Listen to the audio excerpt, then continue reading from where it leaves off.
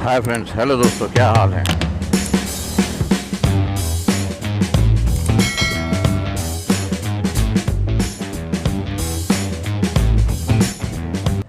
कुछ डाउट्स है वो भी क्लियर कर दूँ। और किसी ने मुझसे पूछा था कि भाई आप हिल एरिया में जाते हो, जाते थे जब, और आज भी जाते हो, तो क्या ख़ास प्रिकॉशंस लेनी चाहिए।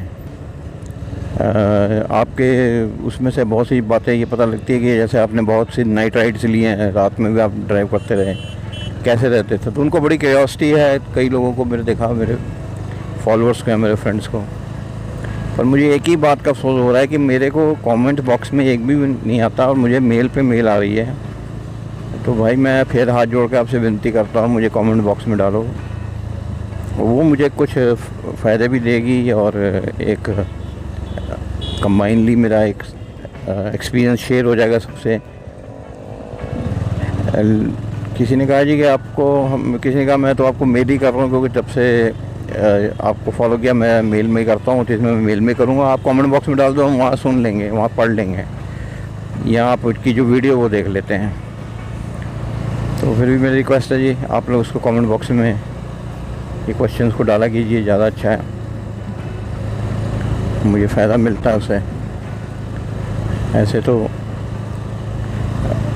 एक एक मेल का जवाब देना मुझे बहुत मुश्किल है। अभी भी कभी करीबन 86-87 मेल्स ही ये 2-3 दिन में आई हैं।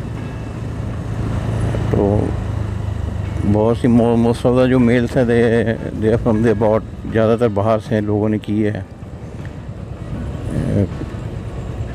इटली से कुछ थी मेल्स, तो वो शायद अपने टूर के लिए आना चाहते हैं यहाँ पे इंडिया में। तो उसके रिगार्डिंग वो कुछ मुझसे पूछना चाहते थे कि क्या क्या हमें करना चाहिए और कैसे हमें इस पे जाना चाहिए।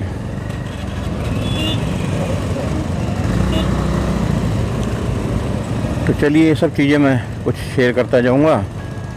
अब उनके तो जो जवाब है वो तो मुझे इंग्लिश में देने पड़ेंगे, तो वो मैं एक अलग से, उनको मैंने मेल में तकरीबन थोड़े से जवाब दे दिए थे।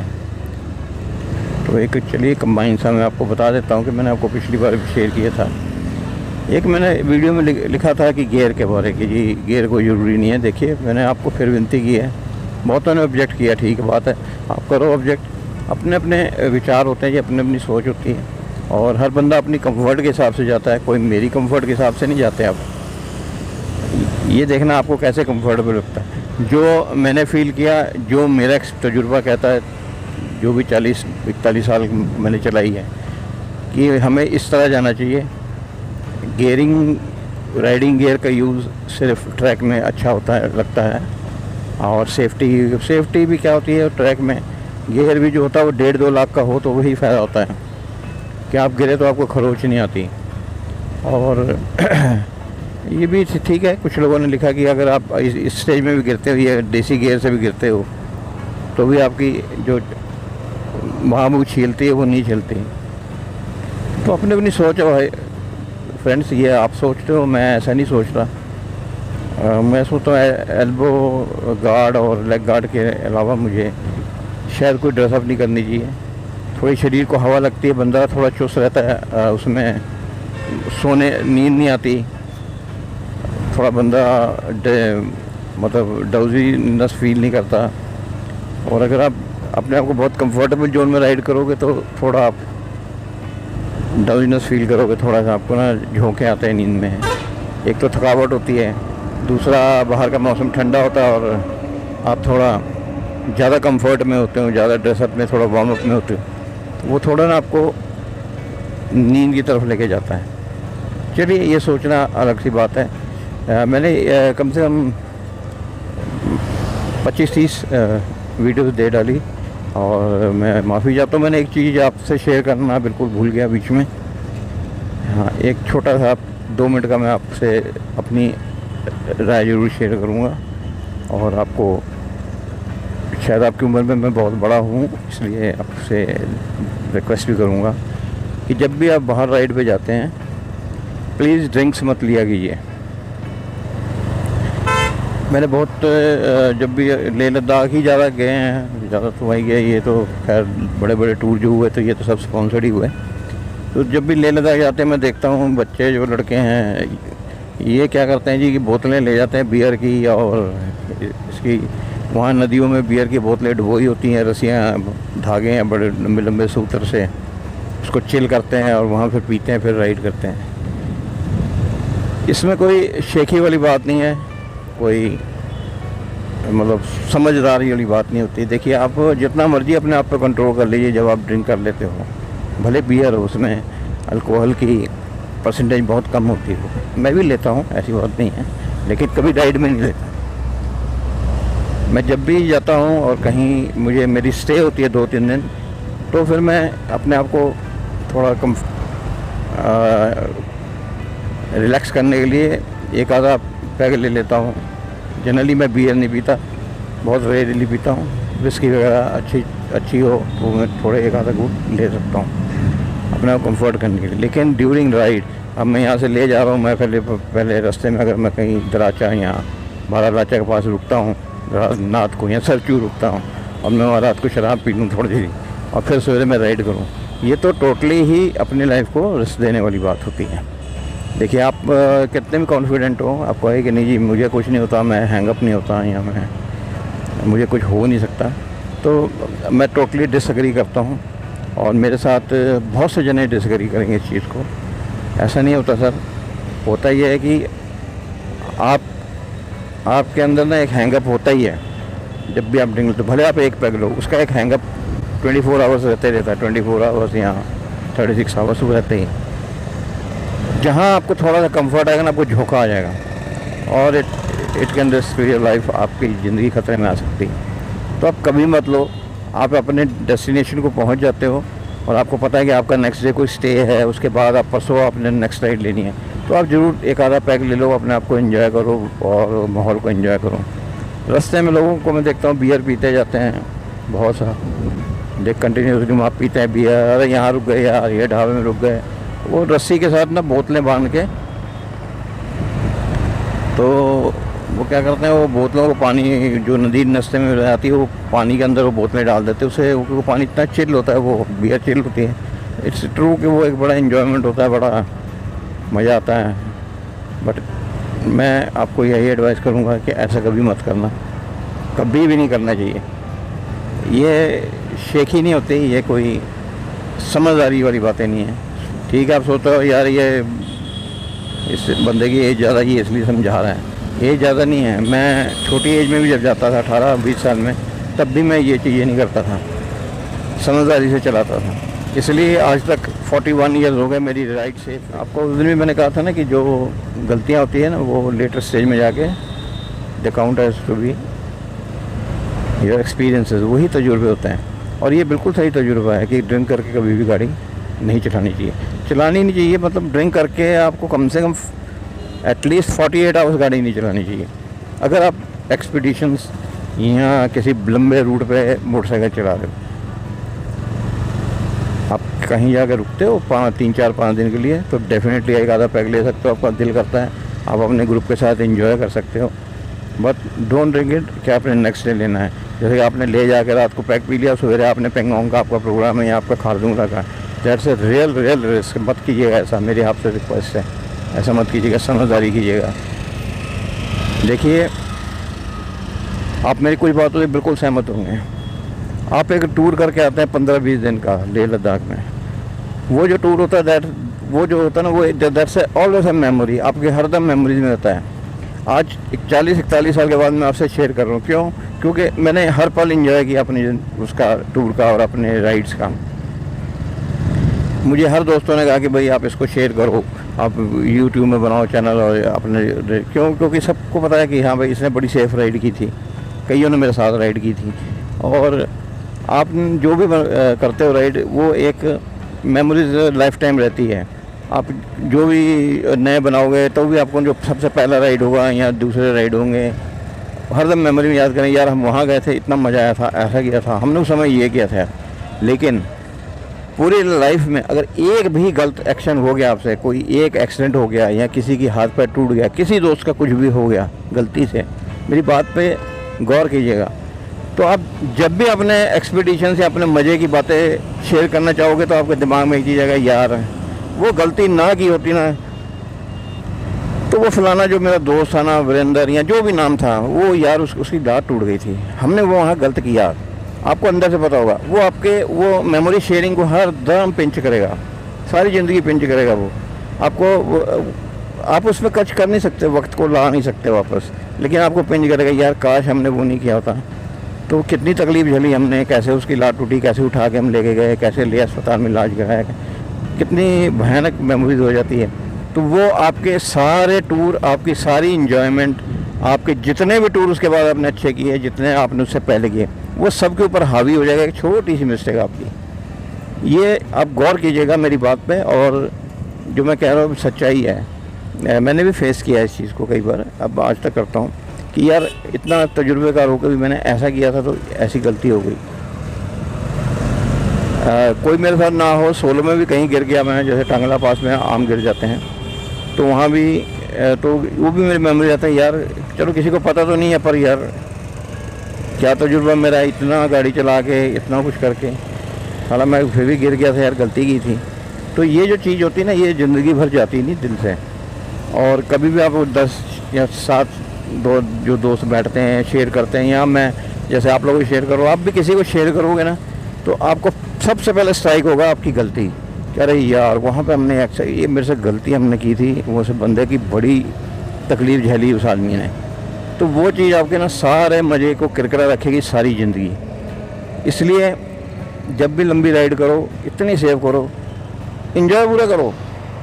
आप इन्जॉय स्लो में कर सकते हैं, कोई फास्ट राइडिंग में इन्जॉय करना कोई, मैं तो नहीं समझता कि बहुत बड़ी चीज़ है कि मैं फास्ट राइडिंग कर रहा हूँ तो मैं इन्जॉय की, नहीं, स्लो में करो। ग्रुप के साथ खूब हंसो खेलो, रास्ते में उतर के एक जगह लगा के गाड़ी, लेकिन एक दूसरे को टैंगल मत करो गाड़ियों में, मोटरसाइकिलों में एक दूसरे को ऑब्स्टैकल करते हो जी, आगे भगा रहा हूँ पीछे, ये सब चीज़ें नहीं होती। ये आपको पता नहीं लगेगा वन ऑफ द सडन जब आपको इससे चोट लगी। फिर आपसे रिक्वेस्ट है कि डू अ सेफ राइड। ये ड्रिंक्स तो कभी मत लीजिए।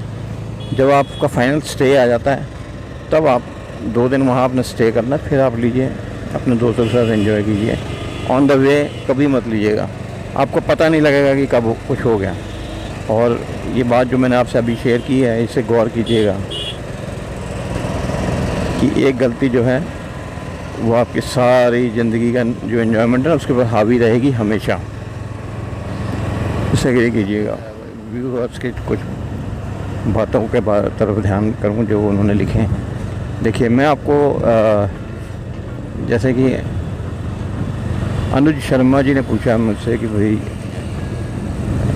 आप ये बहुत समझदार आदमी नहीं है मेरे ख्याल में जी, आपने मेरे को लगता काफ़ी आपने भी काफ़ी राइड्स ली हुई हैं, तभी आपने टेक्निकल चीज़ें पूछी है, कोई जनरली इसको पूछता नहीं है। बिल्कुल सही बात जो मैं भी आपको शेयर कर दूं कि आपने जो पूछा ये मैं पहले 5, 10, 15 राइड के बाद मैंने इसको अपनाना शुरू कर दिया था कि जब भी हिल एरियाज़ में राइड लेते हैं हम, स्पेशली लेह लद्दाख, हिमाचल में नहीं, ये लेह लद्दाख में जब हम लेते हैं तो आपने हरदम कोशिश करनी है कि जो पासेस होते हैं ना, जैसे रोहतांग पास हो गया, बारालाचा, देन गोस टू अपना टांगला और ये बात, तो ये जो पासेस हैं इसको हरदम कोशिश कीजिए कि दोपहर के बाद क्रॉस किया जाए, 12-1 बजे के बाद। अब मेरी मैं इसके आपको इफ़ेक्ट्स बताता हूँ क्यों। इसको हरदम कोशिश करना है कि हमने 12 बजे के बाद क्रॉस करना है। और जितने नाले आते हैं, जैसे पागल नाला हुआ और बनलोच का आता है, बड़ा खतरनाक है। एक चांगला पास के पास आता है, चांगला पास से पेंगोंग लेक के में, उसका नाम मेरे को नहीं याद आ रहा अभी। ये जितने नाले होते हैं ना, इसको जितने अर्ली क्रॉस करो उतना ज़्यादा अच्छा है।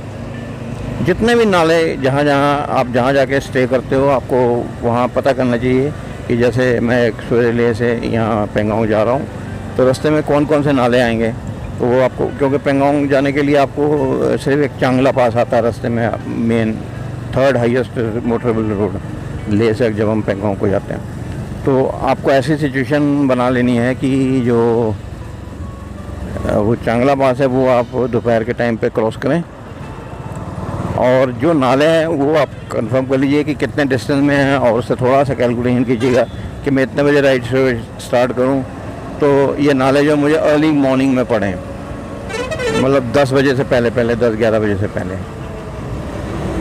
तो ये कैलकुलेशन आपकी बहुत सेफ्टी देता है, उसका कारण ही है। तो देखिए अब मैं आपको उसके रीज़न बताता हूँ। जो नाले होते हैं ना जी, वो प्योरली ऊपर से बह के आते हैं पहाड़ों से, और 6-7 बजे शाम के बाद ना वहाँ टेम्परेचर बिलो माइनस पे चल जाता है ले लेता है, जिससे वो नाले जम जाते हैं। अपनी बात को समझ रहे हैं, ऊपर के जो पानी है ना वो ऊपर जम जाता है, तो उसका ना फ्लो बहुत कम हो जाता है नालों का। 8-9 बजे तक सवेरे मॉर्निंग में धूप निकलते निकलते उसका एटमॉस्फेयर की टेम्परेचर बढ़ते बढ़ते वो 11-12 बज जाते हैं। जब टेम्परेचर बढ़ता है तो टेम्परेचर पहले हाइट पे बढ़ता है ऊपर, क्योंकि धूप सीधी वहाँ पड़ती है, और वो जो नाले जहाँ पानी जमा हुआ होता है वो इमीडिएटली पिघलना शुरू हो जाती है बर्फ़, और नाले तेज़ हो जाते हैं। आप 12-1 बजे के बाद जाओगे तो आप देखोगे नाले का फ्लो बहुत तेज़ होता है, लेकिन मॉर्निंग में जाओगे तो नाले के बस रिस रहा होता है, मतलब धीरे धीरे पानी जैसे धीरे धीरे ऐसे रिस रहा होता है पानी। मेरी बात को समझ रहे ना? हाँ, मतलब धीरे धीरे पानी बहुत थोड़ा होगा, आप बड़े इजीली क्रॉस कर लोगे। ज़मीन उतनी सॉइल जो उतनी सॉफ्ट नहीं होगी, और लेकिन जैसे जैसे 11-12 बजेंगे ऊपर बर्फ़ जो है पिघलेगी, उसका पानी का फ्लो तेज़ हो जाएगा नीचे, और उसके साथ पहले साथ तो पता क्या होता है, ये बर्फ़ पानी तो आते हैं, बर्फ़ के स्लॉट्स आ जाते हैं साथ में, वो बीच में आ जाते हैं बीच में, तो वो भी खतरा होता है। और पानी का फिर 12-1 बजे तक तो बिंदास फ्लो होता है पानी का। फिर तो बहुत आपने कई देखे होंगे वीडियोस, उसमें देखिए पानी कितना तेज़ है। तो वो उसके लिए अर्ली मॉर्निंग निकलें। अपने अगर नाले क्रॉस हैं रास्ते में 3-4 नाले हैं तो आप अर्ली मॉर्निंग निकलिए, तो वो एक तो मॉर्निंग का मज़ा ही और होता है राइड का, और दूसरा आप इजीली निकल जाओगे। और उसके बाद जो पासेस हैं, जितने बड़े पासेस हैं, जैसे मैंने अभी जिक्र किया रोहतांग का, यहाँ वो हरदम कोशिश कीजिए कि आप 12 बजे के बाद क्रॉस हो। ये थोड़ा अपोजिट है, होता है ऐसा जी कि सबसे ज़्यादा मेरे से एग्री करना, आप देखना, आप यूट्यूब देखोगे, जितने भी कोई शेयर नहीं करता होता कि मैं गिरा, लेकिन गिरते सब हो रहे हैं। जितने भी लोग गिरते हैं ज़्यादातर गिरने वाले लोग टांगलंगा पास में होंगे। टांगलंगा पास एक ऐसा पास है जो कि सेकंड हाईएस्ट मोटरेबल रोड है, ठीक है जी। वहाँ पे जो प्रॉब्लम वहाँ और खारदुंगला की है, Khardungla count to be the highest motorable road, पर खारदुंगला से बहुत से, ये एक चलो ऑफिशियली बना दिया गया था हाईएस्ट, बट उससे ऊपर बहुत हैं। अभी मौसम किला में गया था, just much higher than Tanglangla Khardungla pass. तो ऐसा होता है कि जो बहुत हाई पीक के होते हैं पासेस, जैसे खारदुंगला है, तो खारदुंगला में जो बर्फ़ रात को जमती है वो काफ़ी भारी मात्रा में जम जाती है, ठीक है ना जी। तो वो आपको पता होता है कि हाँ यहाँ काफ़ी बर्फ़ जमी है। लेकिन जो टांगलंगा पास है ना, वहाँ पे ऊपर छोटे छोटे बहुत से ना पानी के झरनों के फ्लो हैं, जो कि आपके सड़क के को क्रॉस करके नीचे गिर रहे होते हैं। लेकिन वो इतने मतलब पतले होते हैं वो झरने, कि वो सिर्फ सड़क से आधा के इंच पौना इंच फ्लो करते हैं, धीरे धीरे बहते हैं, रिसते रहते हैं। तो 12-1 बजे जाओगे तो आपकी गाड़ी पानी के बीच में से निकलती है। लेकिन जब अर्ली मॉर्निंग होता है जी, तो वो जो पानी के झरने का जो पानी होता है आधा-1 इंच, वो जम जाता है। वो जमने से उसको एक लफ्ज़ उसको कहते हैं, उसको हम कहते हैं, अगर राइडर के वर्ड हो तो उसको कहते हैं fishers. It becomes like a fisher. आपको ना पता भी नहीं लगेगा कि झरने का वो पानी कहाँ जमा हुआ। आप अपनी स्पीड से जा रहे होते हो और एकदम आपका चक्का जब उसके ऊपर आता है ना, तो आप स्केटिंग करते जाओगे एकदम, और ब्रेक मारोगे तो सीधा खाई में जाओगे, आपको नहीं पता लग सकता।